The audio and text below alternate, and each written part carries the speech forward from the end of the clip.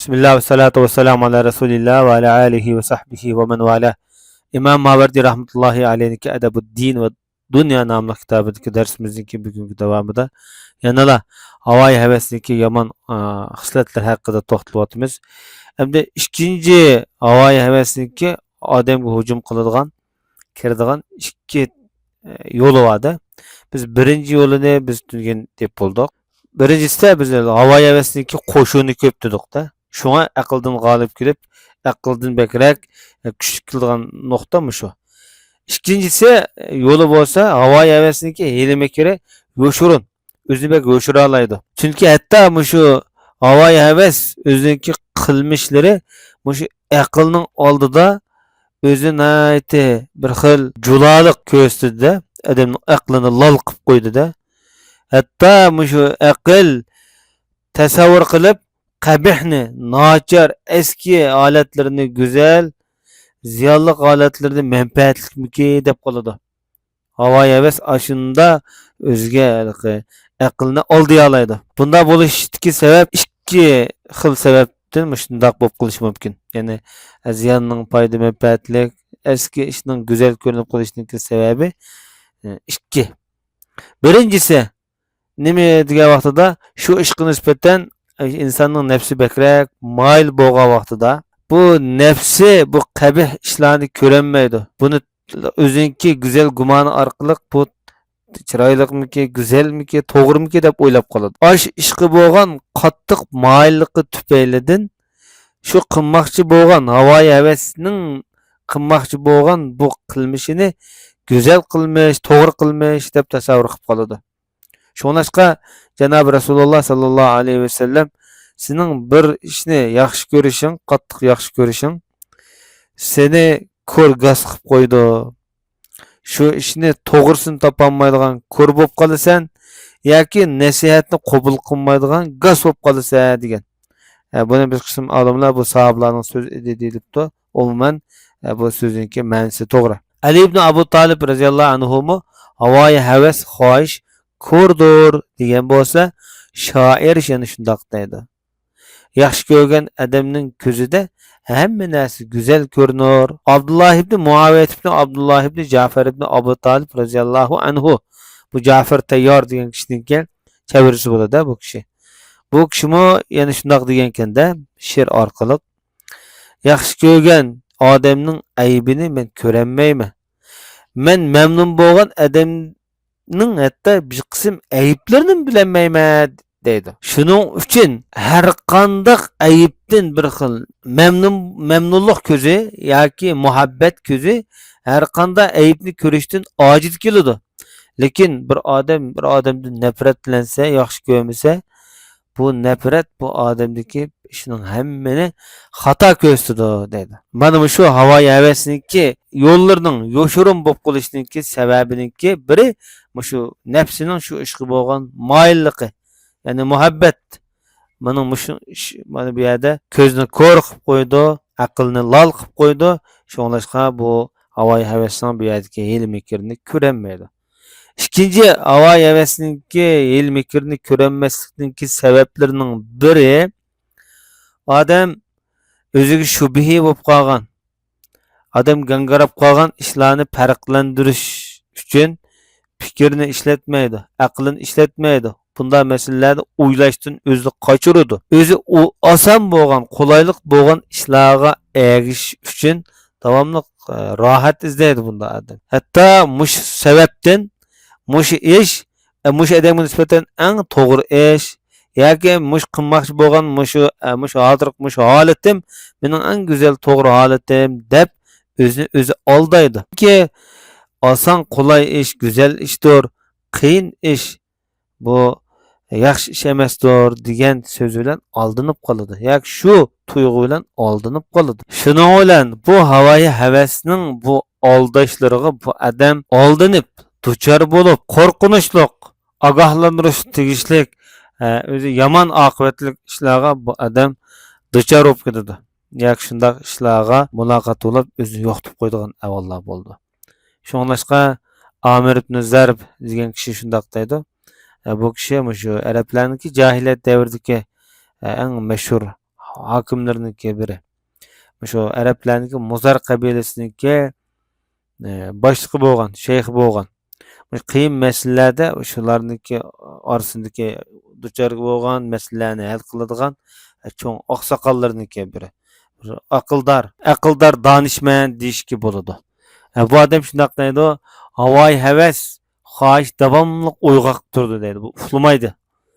Ammo aql uxlab qoladi. Demak, shu yerdagi g'alba nusrat kimning deganda, albatta shu uyg'oq odamniki, uyg'oq narsaniki g'albisi bu yerda aniq ko'rinib turadi.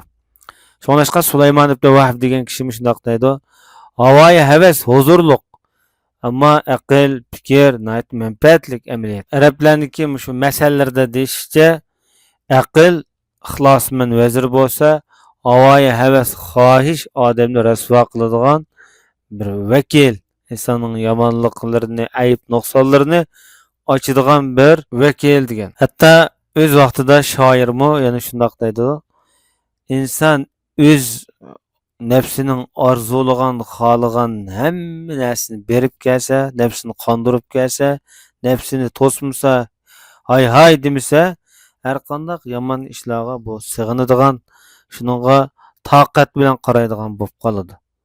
Buning ornumuz gunohni ilib keladi bu odamni. Oldirab birdamlik halovatni deb o'sha ornumuz so'rab kiradi deb shundoq degan. Endi nafsning moyilligidan iborat birinchi sababni o'zib kesib tashlashninki yo'li nima degan vaqtida davomli qalbni ko'zning jasus qilish kerak. Qalbni ko'zni boshquradigan bir boshqurg'ich qilish kerak. Chunki ko'z shahvatninki qo'mondoni. Shahvat bo'lsa havoyi havasniki eng yaqin sabablarninki biri. Qalb bo'lsa haqiqatninki quyoshi yoki haqiqatning qo'mondoni. Haq bo'lsa aqlninki eng yaqin adashlarninki biri. Shuningdek, donishmandlar aytadi, nadon bir ishqa o'zing ko'z bilan qaraydi. Aqldor odam, aqlliq odam bir ishlarga o'ziniki butun vujudi va qalbi bilan qaraydi. Hamda qalbini shu ko'zining davomli boshquradigan bir boshqurg'ich qilish bilan birga ikkinchi bir yo'l borda, o'zi yaxshi ko'rgan narsaning to'g'riligini, to'g'rimi shu deb qaragan vaqtida nafsini ayblish kerak. Yo'q, bu nafsim to'g'ri degan narsa bu yerda to'g'ri bo'lmaydi deb nafsini gumon qilish kerak. Shundaqla nafsi orzu qilgan narsaning go'zalligidanmi, shuning yaxshi to'g'riligidanmi gumon qilish kerak. Shu vaqtida bu odam uchun to'g'ri ish texmi bu yerda oydinlashadi, haqiqat texim aniq bo'ladi. Chunki haqiqatning yuki ig'ir. Bu nihoyat qiyin. Buni ma'maq tas bu yukni ko'taribdi. Havoyi havas buni hargiz to'g'ri sanamaydi. Nafs uningga qalb uningga yaqin yo'lamaydi. Yorug'lik his qilg'il unmaydi. Demak, bu yerda nafsiga qarshi ish qilgan vaqtida texmi to'g'risini topa oladi dedi. Agar hamda bu odam bu ishning to'g'ri xatoligini bilmabdi bu vaqtida, mush ish bu odamga shaklik bir tanlash bosqichiga kirib qolibdi-da. Buni qanday qilamiz? Mush odam imkon bor, o'zining nafsiga eng sevimli kishidan o'zini qochirish kerak. Eng asini tashlatish kerak. Chunki nafs haqdan hukib turdi. Havoyi havas xohishni tanlab turdi. Shuningdek, Abbos ibn Abdul Muttalib roziyallohu anhu shundoq deydi, sen bir ish sana nisbatan bir xil shaklik bo'lib qolsang, qaysini qilishda gangarab qolsang, sen o'zing shu ishning eng yaxshi ko'radigan ishingni tashlab qo'y. Eng ig'irni, qiyg'im yo'q degan ishni qil. Shuni davom etsang, sen utuq qozonsan degan.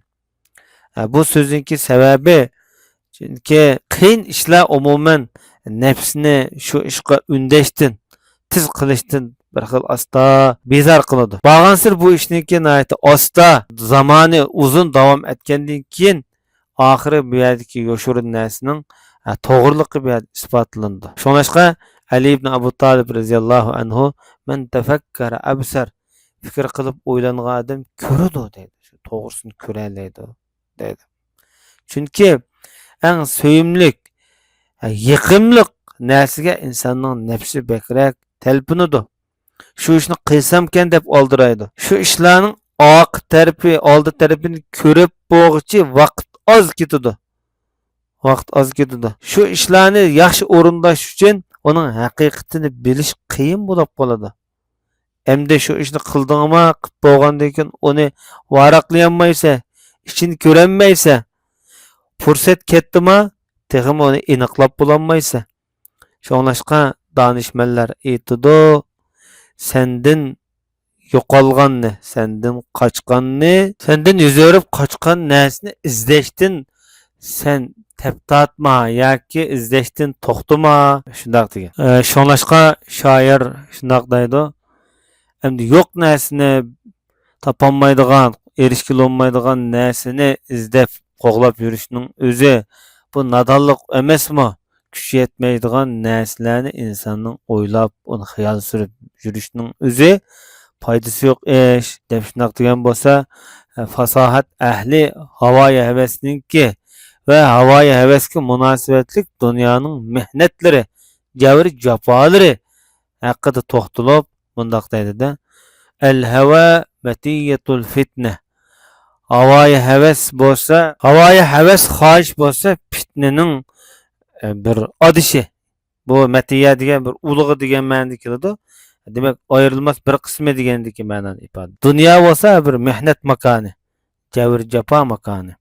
Şoňlaşqa havoyi havas xohishdan o'zingni tatqin, xotirjam bo'lib qolsa, dunyodan o'zingni tatib qolsa, tatqin, dunyoga bak berilib ketmagan, foyda olsa. Sening bu xohishing güzel huzurlarni surish bilan havoyi havasing seni aldab qo'ymasin. Bu dunyo o'zining bu güzel, chiroyli husn jamoli bilan seni aldab qo'ymasin. Lahvi o'yin tomosha muddatimi yo'qaydi, ketadi. Bu dunyomi oxir yana o'zining egasiga qaytarildi. O'z egasini topadi.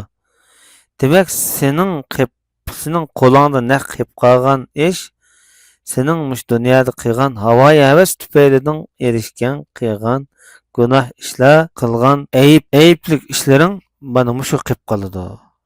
Degan bo'lsa, Ali ibn Abdullah ibn Ja'fari degan kishi shundoq deydi. Tavobda bir ayoldan mundaq bir gap anglab qoldim-da. Men bir she'rni o'qib ketayotat. Men dindor yashashni xohlayman, yaxshi ko'raman. Lekin huzur halovat bu meni qiziqtirib qoladi. Men qanday qilaman?